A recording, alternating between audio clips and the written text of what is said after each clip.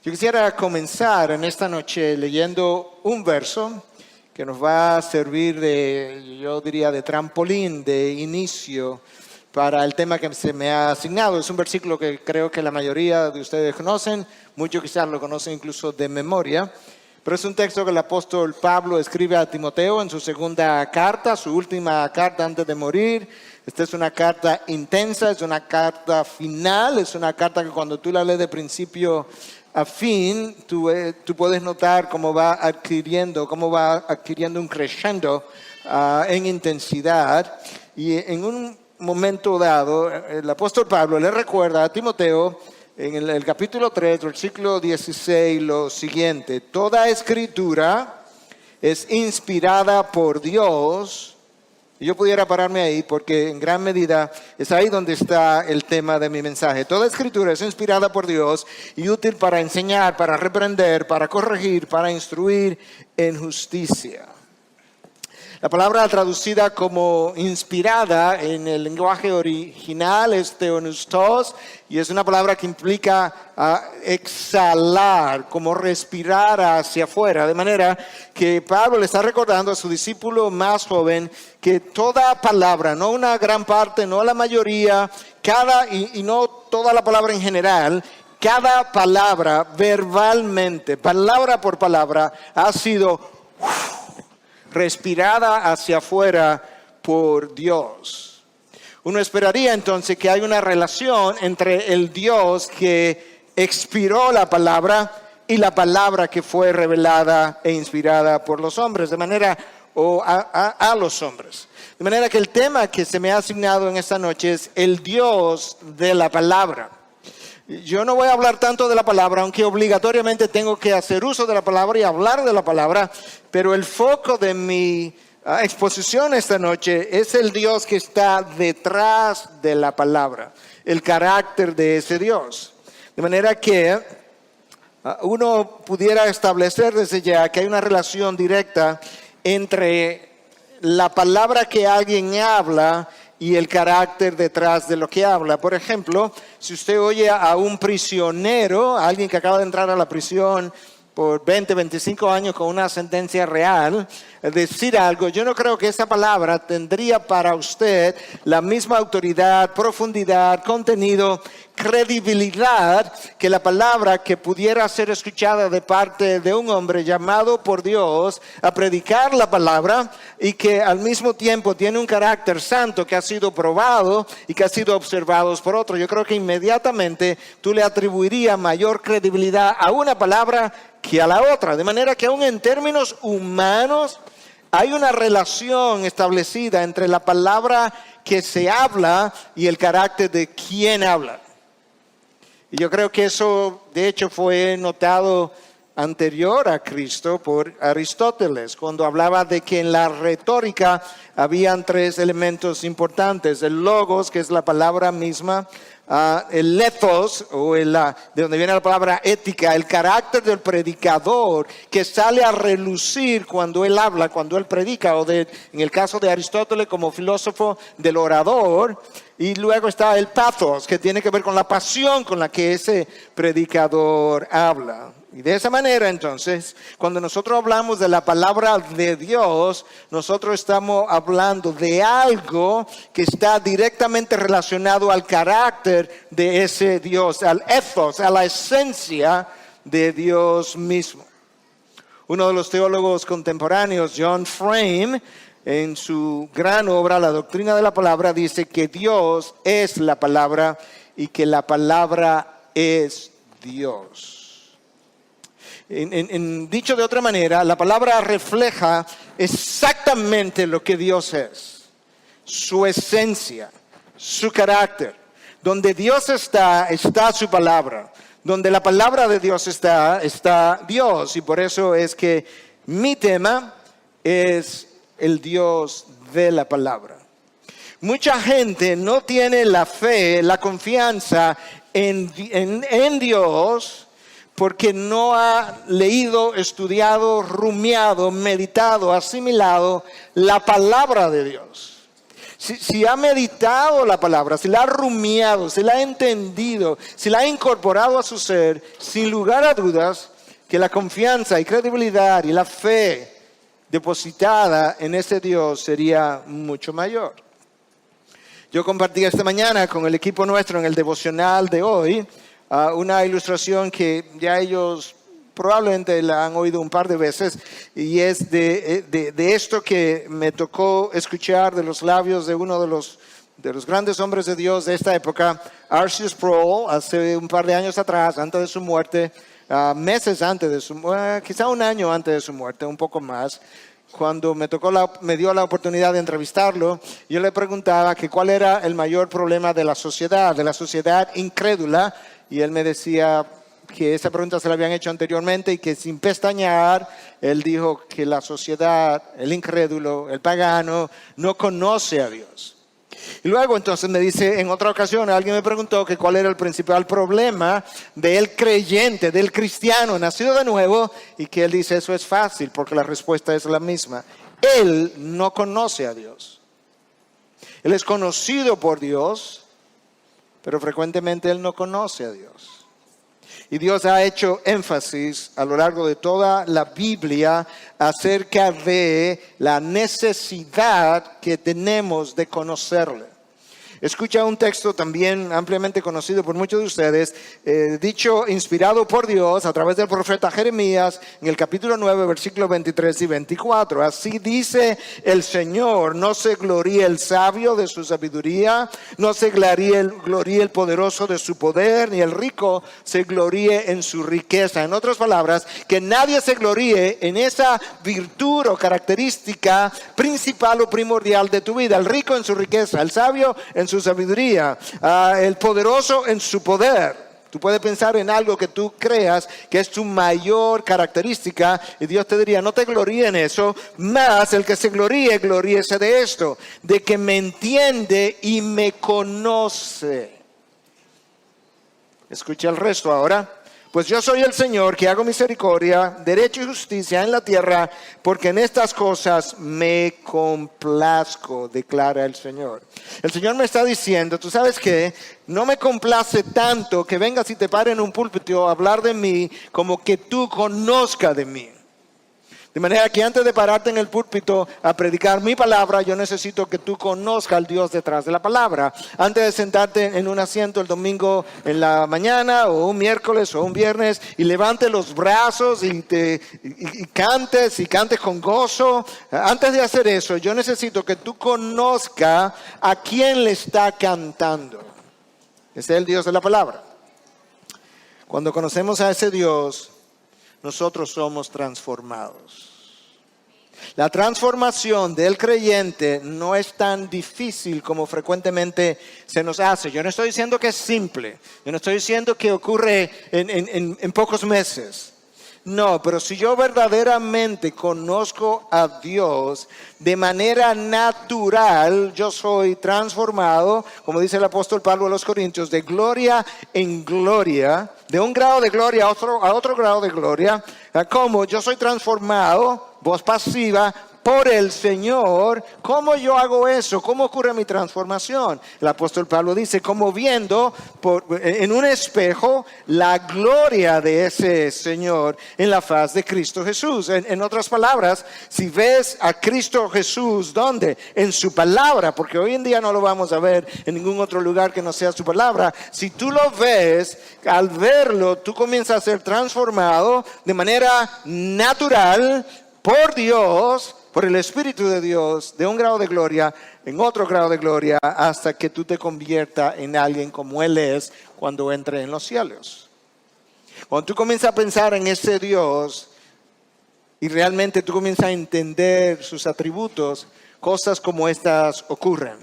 Su eternidad, que Él existe desde la eternidad hasta la eternidad. En otras palabras, no importa cuánto yo avance mi mente hacia atrás o mi mente hacia adelante, Dios siempre ha estado. Eso me silencia automáticamente. Eso es muy grandioso para mi mente. Cuando tú piensas en su santidad, y luego tú piensas en tu pecaminosidad, claro que me va a transformar, como le ocurrió al profeta Isaías. Su soberanía, su control absoluto, me aquieta, literalmente. Su sabiduría es tan infinita que me hace sentir pequeño, me empequeñece. Y no estamos hablando de otra cosa que no sea conocerlo. Su poder me asombra. Cuando yo pienso que Dios sostiene el universo entero por el poder de su palabra, eso me asombra. Su amor me sana. Me sana de todas aquellas cosas espirituales y emocionales de las que yo pudiera sufrir. Su fidelidad me preserva, su gracia me redime, su paciencia me bendice y su celo me cuida.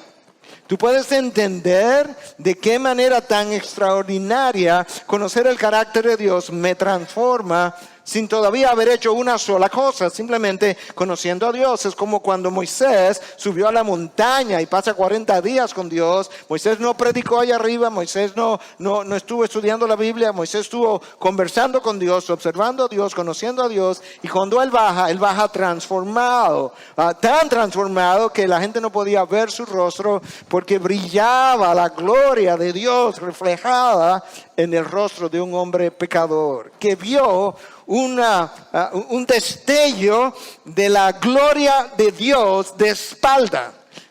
No es que vio a Dios en su totalidad y en toda su gloria. No, Dios le permitió ver un destello como por detrás de su gloria y Moisés fue transformado.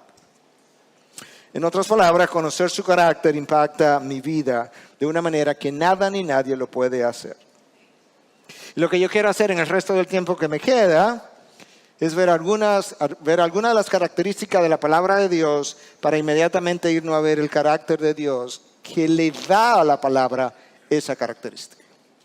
Déjame leerte Hebreos 4:12 para comenzar la primera característica de la palabra que yo quiero ver. La palabra de Dios es poderosa. Estoy leyendo la Nueva Versión Internacional.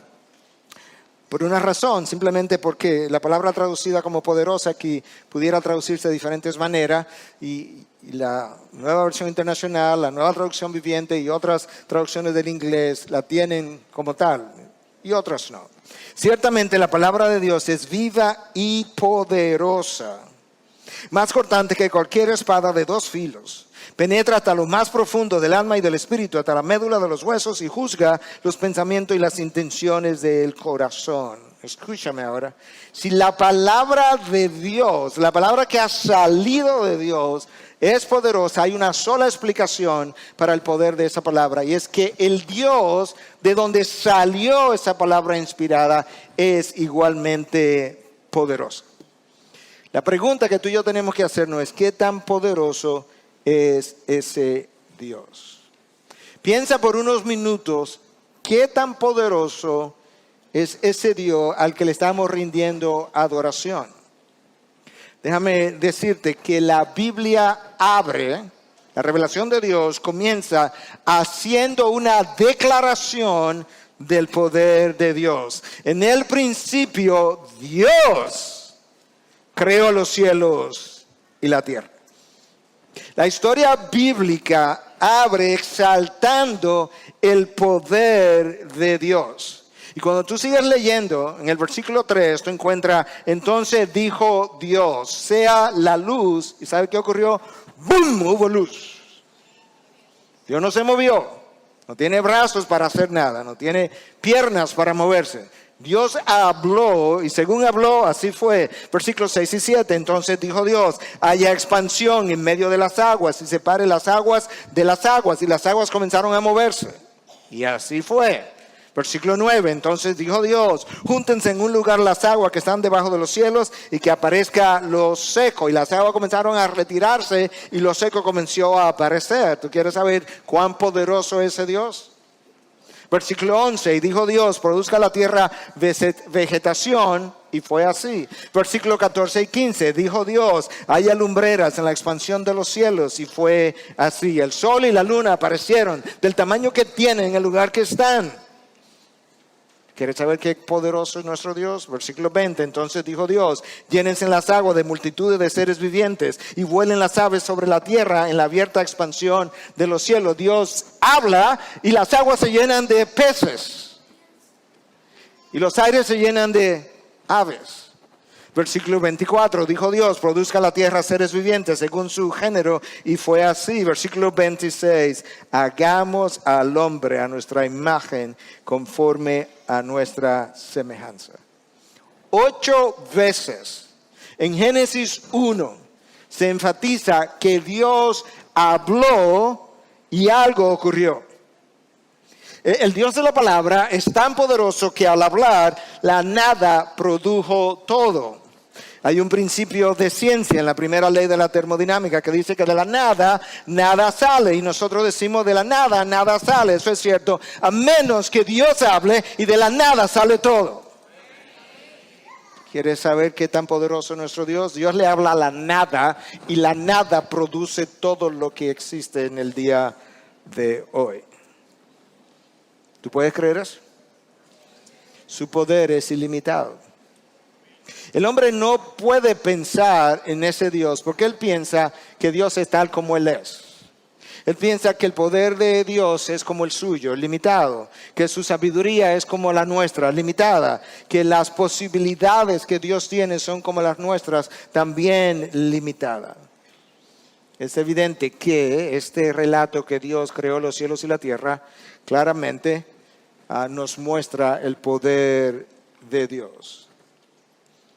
Dios habló, la ciencia nos dice hoy que nosotros tenemos posiblemente entre 200 millones de galaxias y 2 trillones de galaxias. En un rango entre 200 millones y 200 trillones de galaxias, cada una de ellas llenas con billones de astros, y pensar que eso se produjo porque Dios habló y su poder es tal que de la nada salió toda esa creación. Eso es suficiente para que tú y yo caigamos de rodilla y adoremos a Dios. En Génesis 1 aparece la palabra Dios creó, bara en el original. Esa es una palabra que en ese lenguaje original que fue escrito solo es atribuida como sujeto a Dios. No hay otro sujeto en todo el Antiguo Testamento, en el lenguaje original, que tenga la palabra bara, creó, a su lado, porque solamente Dios tiene la capacidad de crear de la nada. Dios no creó con materia prima como tú y yo necesitaríamos crear cualquier cosa. Dios no creó de esa manera. De hecho, el autor de Hebreos, con menos conocimiento que nosotros, porque ahora tenemos toda la revelación de Dios, con menos conocimiento que nosotros, escribe en 11:3 y dice: por la fe entendemos que el universo fue preparado por la palabra de Dios. Tú no lo puedes entender, yo tampoco. Pero en el reino de los cielos, tú primero crees y después tú entiendes. Por la fe entendemos, por la fe creo, luego entiendo, entendemos que el universo fue preparado por la palabra de Dios. En la ciencia es al revés. Yo primero entiendo este experimento, cómo actúa esta medicación, y después yo creo en ella. No, si tú quieres entender la palabra de Dios, tú primero pones tu fe en ella, tu fe en el Dios que la inspiró, y luego tú entiendes. ¿Tú escuchaste que el universo fue preparado por la palabra de Dios? Dios dijo, y así fue. Cada vez que Dios habla, hay cosas que ocurren todo el tiempo. En el caso que vimos del Génesis, las cosas se movieron. Las cosas ocurren, los montes tiemblan. Cuando Dios bajó al Sinaí, el monte Sinaí entero tembló. Cuando Dios se reunió con Isaías en esa visión que él tuvo, los umbrales de las puertas del templo se estremecieron. Las aguas retrocedieron.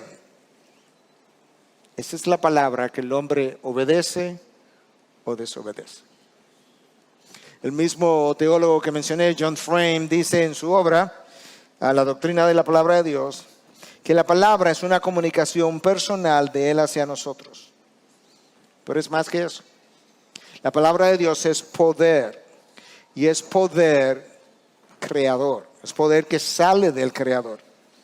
Ahora, cuando nosotros hablamos de que la palabra de Dios es poder y que Dios es poderoso, no estamos hablando de una palabra que es como una fuerza impersonal. No.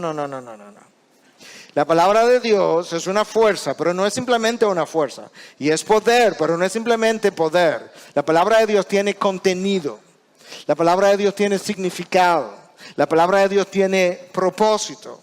De hecho, la palabra de Dios es tan única que cuando sale no regresa al interlocutor sin haber realizado primero el propósito para el cual ella salió. De manera que cuando Dios le habló a las aguas y Dios vio el ruido de las aguas, por así decirlo, moviéndose, esa palabra no regresa a él hasta que las aguas retrocedieron y lo seco apareció. Entonces Dios pudo hablar otra vez. Las aguas no comenzaron a moverse desorganizadamente cuando esa palabra salió, sin saber para dónde iban y a dónde iban a parar, como que bueno, vamos a ver hasta, con la suerte hasta dónde llegan. No. Cuando esa palabra salió, las aguas supieron dónde detenerse. Porque no es simplemente poder o fuerza. Cuando Dios dijo, produzca la tierra vegetación, los árboles supieron, por así decirlo, dónde aparecer. No se unieron aleatoriamente en cualquier lugar, en cualquier terreno. Cuando Dios dijo, haya lumbreras en los cielos, el sol, por así decirlo, supo de qué tamaño iba a ser, a dónde se iba a detener, a qué distancia tenía que estar de la tierra y la luna por igual. De manera que tú puedes ver que la palabra de este Dios todopoderoso es una palabra que no es simplemente una fuerza impersonal. Dios habla y poder sale de él, capaz de crear. La palabra que sale de Dios no es como la palabra que sale del hombre. La de Dios tiene un poder creador. La palabra del hombre cuando sale en la debilidad de la carne y en la pecaminosidad de la carne. La palabra que sale de Dios posee una sabiduría infinita. Porque así es como Dios es. La palabra que sale del hombre tiene una sabiduría no solamente limitada, es carnal, es caída, con frecuencia pecaminosa. La palabra que de Dios cuando sale con un propósito santo. Frecuentemente cuando el hombre habla, ese hombre habla y la característica, el color, el matiz de la palabra es pecaminoso. La palabra que sale de Dios jamás podrá compararse con la palabra que sale del hombre. Cuando Dios habló, si tú lees el relato del Génesis, el caos cobró orden. Cuando esa misma palabra fue desobedecida, el orden se volvió caos. La luz apareció. Las aguas se separaron, como dijimos. La tierra produjo plantas y frutos. Las aguas se llenaron de vida. Y la tierra se llenó de todo tipo de animales. ¿Por qué? Porque el Dios que estaba hablando era y es un Dios no solamente poderoso, todopoderoso. La segunda característica de la palabra es que ella es suficiente. Eso implica que si la palabra de Dios es suficiente, el Dios que la inspiró tiene que ser por definición autosuficiente. Y eso es revelado tempranamente. Dios hablándole a Moisés. Moisés no quiere ir a Egipto, él está atemorizado. Allá hay gente que sabe, entiende Moisés, que él mató a una persona y él tiene que regresar ahora a una misión. Él no quiere ir y de repente en su conversación con Dios, en su debate, si tú quieres, le dice a Dios, pero una pregunta. Si esta gente me pregunta cuál es tu nombre, ¿qué le digo? Y Dios le dice, Yahweh. Traducido a nuestro idioma, yo soy, o yo soy el que soy. No está 100% claro lo que ese nombre significa, pero la gran mayoría de los teólogos concuerda que ese nombre tiene que ver con la autoexistencia de Dios, con la idea de que Dios existe en sí mismo, de que Dios es suficiente, de que Dios no necesita nada ni nadie, que Dios está completo en sí mismo, el Dios que no necesita ayuda para vivir, ni refuerzo, ni necesita compañía. Esa es la característica que los teólogos conocen como la aseidad o the aseity, llaman en inglés la aseidad de Dios.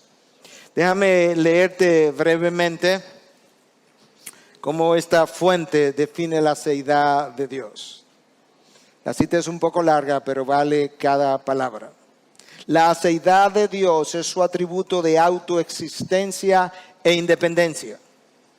Dios es la causa no causada, o la causa de las causas.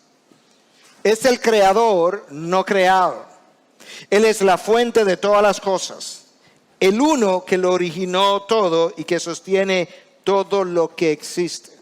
Sigo con la cita. La aseidad de Dios significa que Él es aquel, con A mayúscula, en quien todas las otras cosas encuentran su origen, existencia y continuidad. Él es el poder siempre presente que sostiene toda la vida. No hay otra fuente de vida, ni otra como Él. Porque yo soy Dios y no hay otro. Yo soy Dios y no hay otro como yo, declara Dios en Isaías 46:9. Sigo citando, Dios es el ser eternamente autoexistente que siempre fue y siempre será. La aseidad de Dios está relacionada con su completa independencia. Dios no tiene necesidad. Él es completo en sí mismo y siempre lo ha sido. Dios no creó al hombre porque estaba solo o porque necesitaba crear. Oh, no. Él siempre ha sido completo y autosuficiente en sí mismo. Gozoso en sí mismo. Autosatisfecho. El nombre de Dios yo soy, al cual ya hicimos alusión, encarna el concepto de eternidad e inmutabilidad de Dios, los cuales están vinculados a su aseidad. Inmutabilidad, Dios no cambia. Su eternidad, Dios siempre ha existido. Están íntimamente relacionados a la aseidad de Dios. Dios es eterno, Salmo 92. No tuvo un comienzo, siempre lo ha sido. Dios es inmutable, Malaquías 3:6, Santiago 1:17. Siempre ha sido el mismo, ayer, hoy y siempre. Él será lo que es para siempre. Todos los atributos de Dios, su amor, su poder, su sabiduría, etcétera, son eternos e invariables. Son como siempre han sido y nunca serán diferentes. ¿Se está entendiendo delante de quién tú y yo estamos parados hoy? La aseidad de Dios nos asegura que su autonomía es absoluta. Solo Él decide qué hacer. Solo Él decide qué hacer. Y nada puede frustrar su propósito de cumplir sus promesas. Lo que promete hacer, lo hará. Lo que Él predice, sucederá. Cuando Dios dice mi propósito se mantendrá y haré todo lo que me plazca, Isaías 46:10, Él está enfatizando su aseidad y soberanía. Fin de la cita. Esa cita valió la pena, cada palabra. Es de ese Dios que yo te estoy hablando en esta noche. Eso es exactamente, dicho de forma resumida, lo que el apóstol Pablo dice en Atenas, en el Areópago, cuando él está ahí siendo confrontado, ¿verdad?, por los filósofos epicureos o epicúreos y los estoicos. Y esto es lo que él dice en Hechos 17, 24, 26. El Dios que hizo el mundo y todo lo que en él hay, puesto que es Señor del cielo y de la tierra, no mora en templo hecho por manos de hombres, escucha, ni es servido por manos humanas como si necesitara de algo, puesto que él da a todos vida y aliento y todas las cosas. ¿Oíste la manera? ¿Tuviste lo largo de la cita? Dios tomó eso y a través del apóstol Pablo lo puso en 10 palabras. Yo no necesito nada de nadie. y yo doy vida a todo lo que existe. O sea, hay algo que existe en algún lugar del universo. Alguien en otro lugar del universo tiene que tener el poder de existencia. Esta luz que tenemos aquí depende de qué cosa, de una compañía de electricidad. Y las cosas que producen la electricidad dependen de un combustible. Y ese combustible depende de que lo hayan llevado al lugar donde está haciendo su combustión, por así decirlo. No, Dios no es así. Todo lo que existe depende de Él. Él le da vida a todo. Dios tiene una falta de necesidad. Si hay algo que diferencia a Dios del resto de la creación, es precisamente la ausencia de necesidad en su ser. No tiene ninguna. Esto es como el apóstol Pablo lo dice a los romanos en el capítulo 11, versículo 34 en adelante. ¿Quién ha conocido la mente del Señor? Nadie. ¿Por qué? Porque Él es independiente. ¿O quién llegó a ser su consejero? Nadie. ¿Quién va a aconsejar a Dios?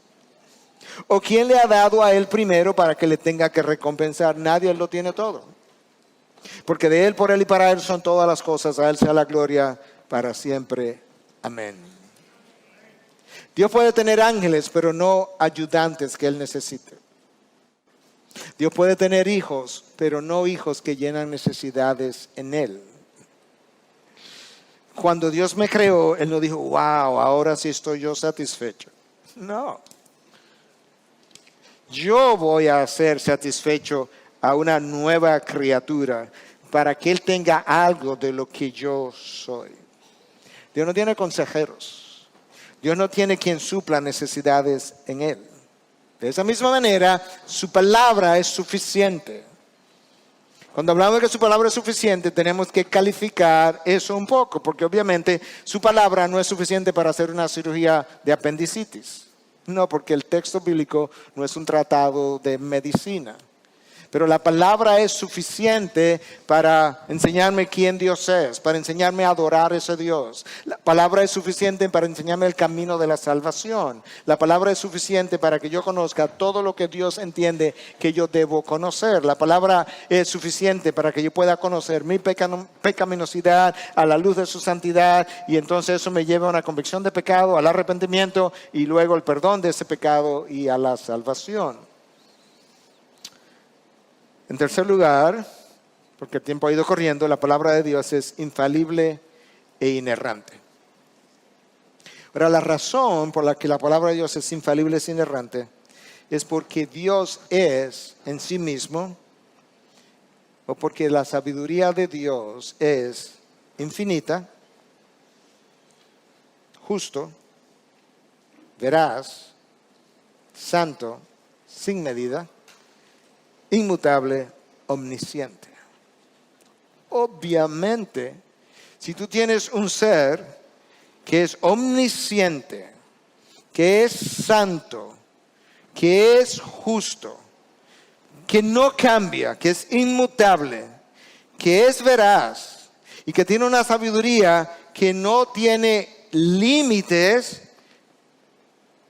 es natural que yo espere que cuando Él hable, esa palabra sea infalible y sea inerrante.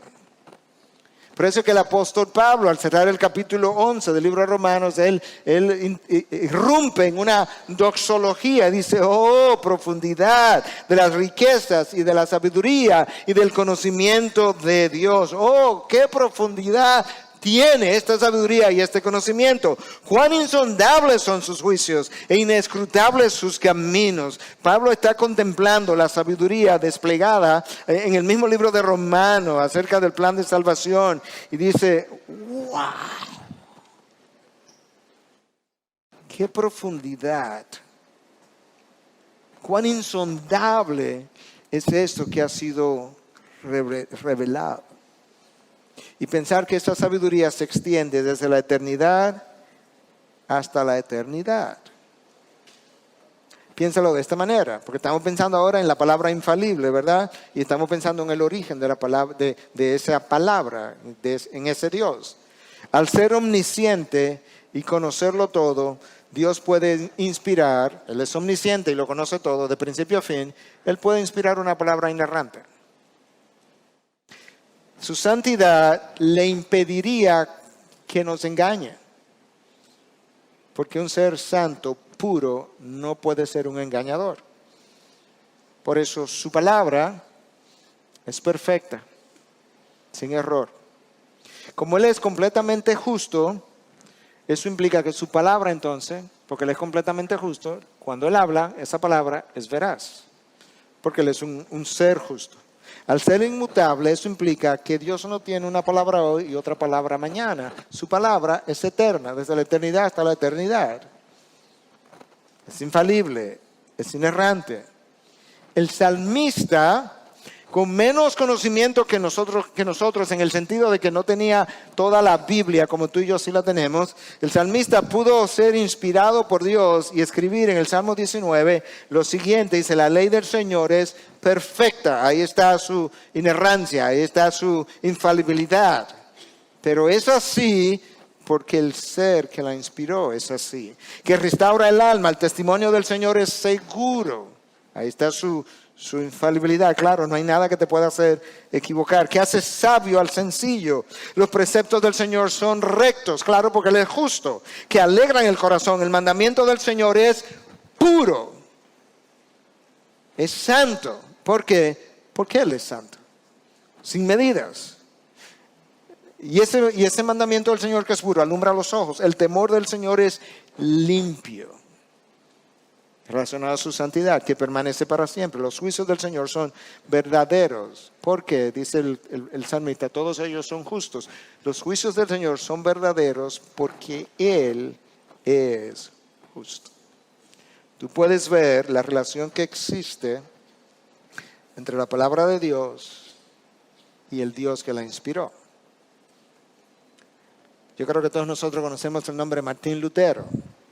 Si hay algo que continuamente a mí me llena como de convicción de pecado, yo podría decir, me empequeñece, es pensar cómo este hombre falible al igual que nosotros, con pecados al igual que nosotros, se paró en contra de todo un imperio eclesiástico y monárquico, político y religioso, una sola gente, una sola persona. Y cómo él se atrevió a enfrentarlo con una sola cosa, que fue la palabra.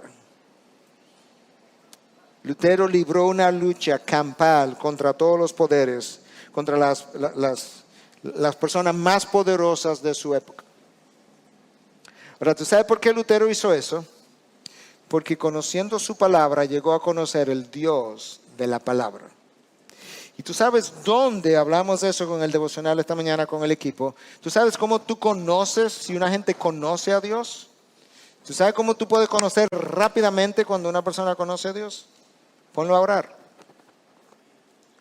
Déjame leerte la oración de Lutero la noche antes, cuando él compareció hace 500 años atrás, 1517. El 16 de abril, el 17 él comparece ante este concilio que lo va a juzgar. La noche del 16 de abril, Lutero está en una celda solo. Escucha cómo Lutero comienza. Ya tú sabes que él no está hablando con el vecino de al lado. Tú no le dices al vecino, vecino. Oh Dios. Escucha, Dios todopoderoso y eterno. Qué terrible es el mundo. Mira cómo su boca se abre para tragarme. Y cuán pequeña es mi fe en ti. En serio, Lutero. Tu fe es pequeña. La tuya y la mía no existen entonces. La debilidad de la carne y el poder de Satanás. Si debo depender de cualquier fuerza de este mundo, todo ha terminado. La campana de la muerte ya ha sonado, la sentencia ya ha salido. ¡Oh Dios! ¡Oh Dios! ¡Oh tú, Dios mío! No simplemente Dios, Dios mío. Ayúdame contra la sabiduría de este mundo. Haz esto, te ruego. Deberías hacer esto por tu propio poder. La obra no es mía, sino tuya. ¿Tú crees que este hombre conoce a Dios? No tengo ningún asunto en esto. No tengo nada que lidiar con estos grandes hombres del mundo. Con mucho gusto pasaría mis días en felicidad y paz. Es como que Lutero está diciendo, ¿quién necesita esta posición que yo estoy teniendo? Pero la causa es tuya. Y eres justo y eterno. Oh Señor, ayúdame. Oh Dios, fiel e inmutable. No me apoyo en el hombre, sería vano. Todo lo que es del hombre es tontería. Cualquier cosa que procede de él debe fracasar. Dios mío, Dios mío. ¿No oyes? Dios mío, ¿no estás viviendo? No, tú no puedes morir, solo te escondes. Me elegiste para este trabajo, lo sé.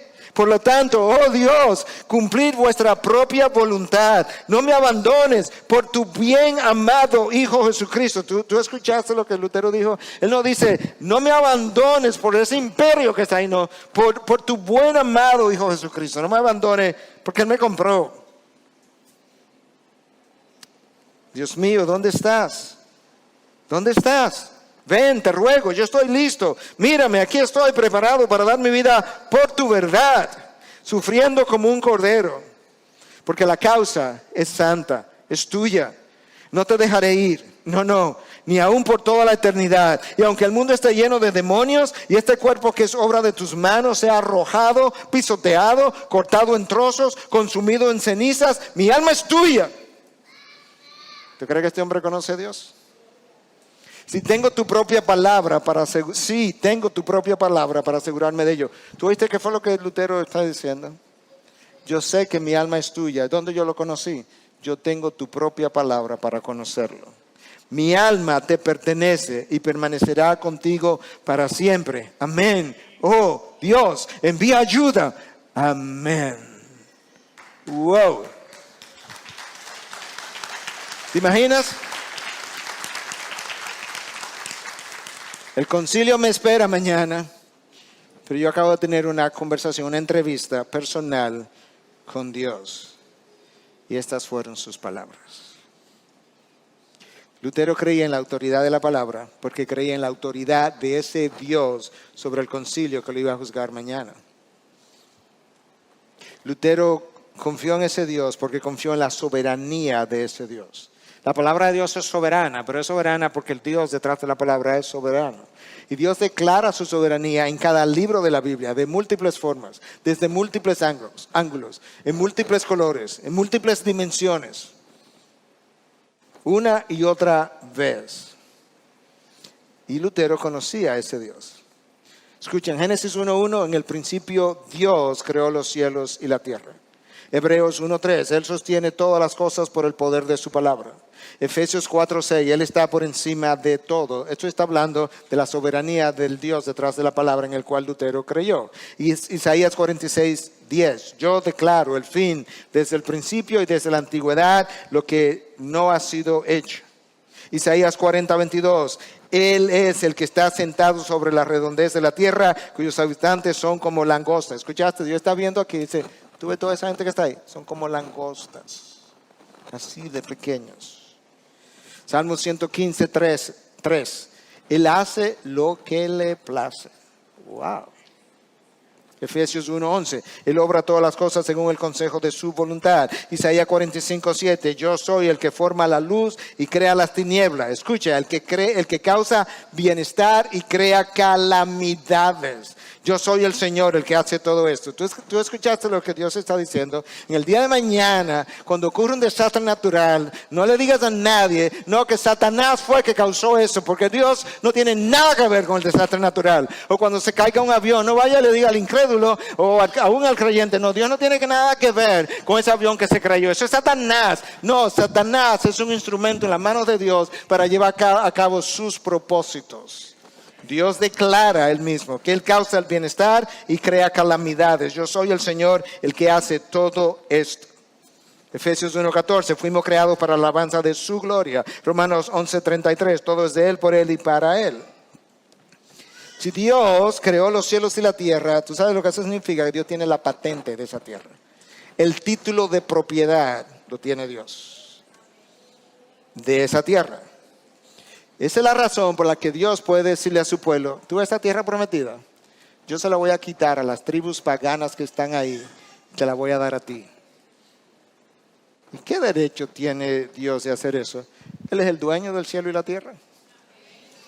Si tú eres el dueño de tu casa, tú se la das a quien tú quieras. Como Él es el dueño del cielo y la tierra, ¿sabes qué pasa? Él pone reyes y quita reyes. Yo no sé quién va a ser el próximo presidente de la República, pero no se va a subir ahí si Dios no dice, ok, te puedes subir. De esta nación y de cualquier nación, de presidentes justos e injustos, Dios decide. Tú sabes lo que le pasó a Nabucodonosor, ¿verdad? Que no quiso reconocer a ese Dios y comió hierba con los animales del campo por 7 años. Y Dios le dijo, así es que va a pasar hasta que tú reconozcas que el Altísimo gobierna sobre todos los reinos de los hombres. Daniel 4:32. Y cuando él recobró la razón y volvió en sí, fue cuando él levantó los ojos y reconoció que Dios gobierna. Si Dios sostiene el universo por el poder de su palabra, y Él es soberano, y Él da vida a todos, entonces es verdad que 2 pajarillos no se caen al suelo sin su consentimiento. No me digas que Cristo dijo, 2 pajarillos no se caen al suelo sin su consentimiento, y que un avión con 300 personas se puede caer al piso, al suelo, morir todo el mundo sin el consentimiento de Dios. Eso es completamente antibíblico. Pero a menos que tú creas en ese Dios, cuando te montas en un avión no podrás tener paz. A menos que tú creas, este avión lo lleva, el piloto cree que lo pilotea, pero lo pilotea Dios. Tú sabes que el sol se pone cuando Dios dice que se puede poner. Todas las tardes. Pastor, ¿eso obedece una ley de la naturaleza? Sí, una ley que depende de Dios. Y cuando Dios quiso darle la victoria a su pueblo, le dijo al sol, detente. En Josué 10, paró el sol para que el día fuera más largo. ¿Tú sabes lo que eso implica? Si el sol se parara ahora y Dios no interviniera, hubiera un caos cósmico porque todos los astros están conectados por sus fuerzas centrífugas y centrípetas y sería un lío en buen dominicano. Dios dice, no, el sol que se pare, vamos a terminar esta batalla aquí. Y el universo entero sigue funcionando exactamente igual. Y cuando Dios quiso, dijo, ok, te puede acostar hoy. Él tiene el poder para hacer eso, tiene el derecho. Si Dios sostiene el universo por la palabra, eso implica, tú te puedes relajar. Cuando venga un ciclón, tú te puedes relajar. Porque el ciclón va a pasar solamente si Dios dice que pase por ahí. Oramos, si el ciclón se desvió. Yo no digo que Dios no use el poder de la oración, pero escúchame, si el ciclón se desvió de este curso y pasó por esta otra isla, Dios dijo que esa isla tendría que sufrir los embates del ciclón que Él desvió. De manera que lo que ocurre ahí, Dios lo determinó.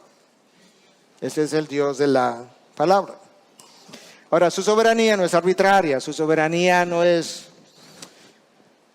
está respaldada por su amor. Porque tú me oyes hablar de la caída de un avión, de 300 personas que mueren, de desastres naturales, y tú te pudieras quedar con la idea de un Dios como impersonal y frío. No.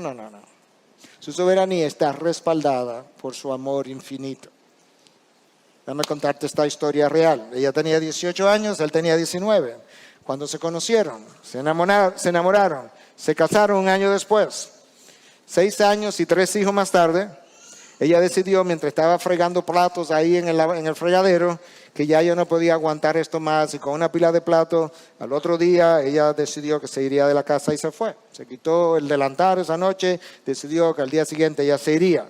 De vez en cuando ella llamaba para ver cómo estaban los niños. Y en ocasiones él le hablaba de cuánto la quería y le pedía que regresara, pero ella rehusaba. Después de unos días, él contrató a un detective para encontrar a su esposa. Esto es real. El reporte decía que ella estaba viviendo en un hotel de segunda clase en Des Moines, Iowa. Él empacó, le pidió a unos vecinos que cuidaran de los niños y tomó un autobús para Des Moines. Él encontró el hotel y encontró la habitación. Él tocó la puerta con las manos temblorosas porque no sabía qué tipo de recepción tendría.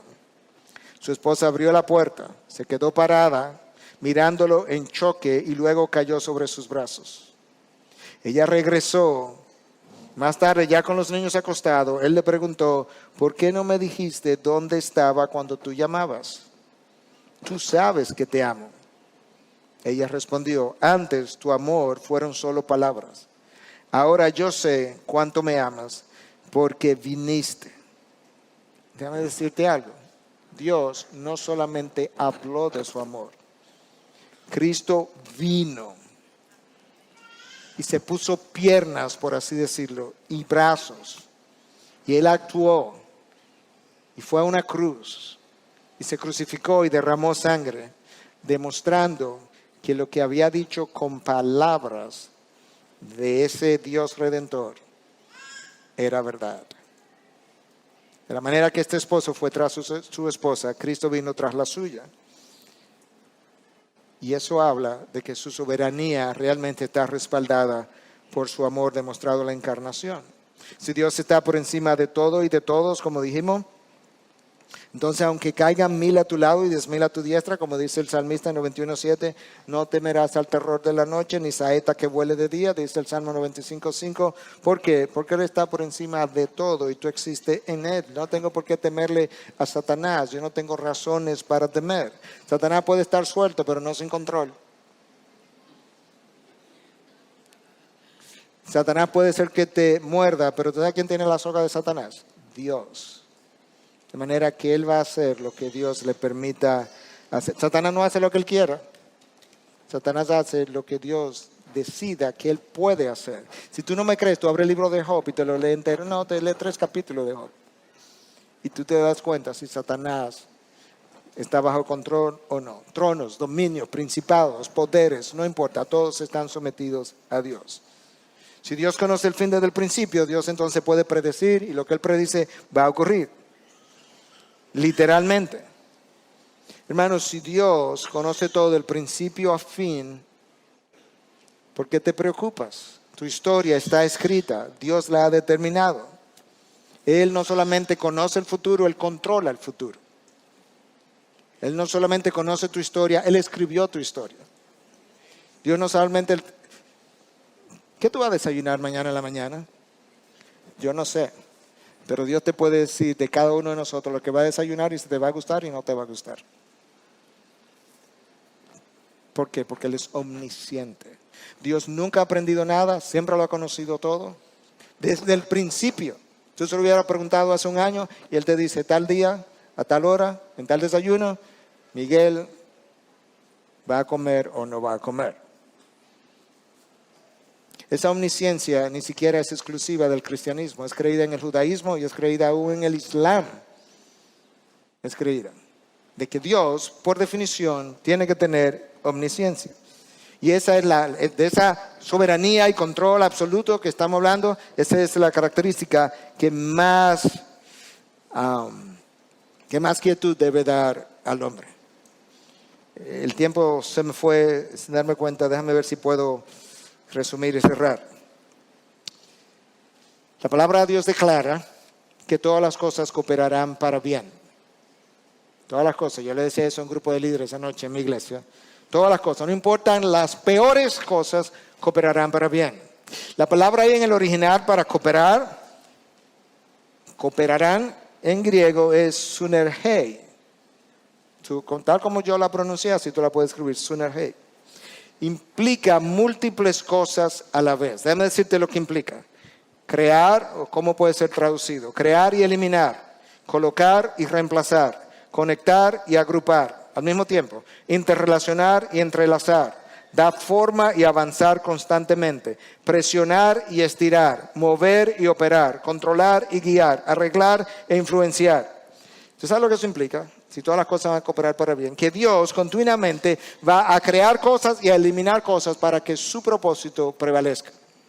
Que Dios va a colocar personas, va a orquestar circunstancias, va a reemplazar algunas cosas para que nada de lo que Él se ha propuesto que ocurra deje de ocurrir. Él va a conectar eventos y agrupar situaciones a mi favor. Él va a interrelacionar sucesos y a interrelacionar acontecimientos para lo que Él se propuso conmigo ocurra. Él le va a dar forma a mi futuro. Él va a avanzar mi futuro. A veces lo va a detener, a veces lo va a empujar. Él va a presionar. Él va a hacer fuerza para que no continúe. Él va a mover, Él va a operar circunstancias, personas, acontecimientos, pérdidas. Él va a controlar lo que pudiera estar fuera de control. Él va a guiar lo que parece ir sin dirección.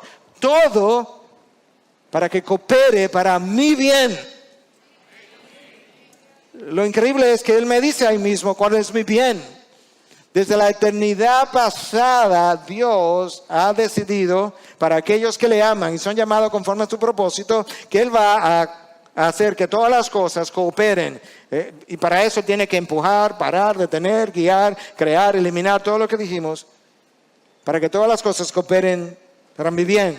¿Y cuál es el bien? Agathon en el original, que es traducido como mi bien, implica lo mejor. Todas las cosas van a cooperar para que ocurra lo mejor en mí. Pastor, ¿pero qué es lo mejor en mí? El texto te dice, para que tú seas conformado a la imagen de Dios. ¿Te imaginas el Dios redentor que tú tienes? Él va a mover cielo, o a la imagen de su Hijo, que es la misma cosa. Él va a mover cielo y tierra para que, habiendo tú comenzado como un rebelde pecador, destituido de la gloria de Dios, termine en gloria a la imagen de su propio Hijo. Ese es el Dios detrás de la palabra. Necesito cerrar de manera que solamente quiero recordar que el Dios detrás de esta palabra dice que solamente Él es santo, solo Él es dueño, solo Él es eterno, solo Él es sabio, solo Él es perfecto, solo Él es omnisciente, solo Él es omnipotente, solo Él es omnipresente, solo Él es Dios, solo Él es soberano. Ese es el Dios de la palabra y el Dios que adoramos.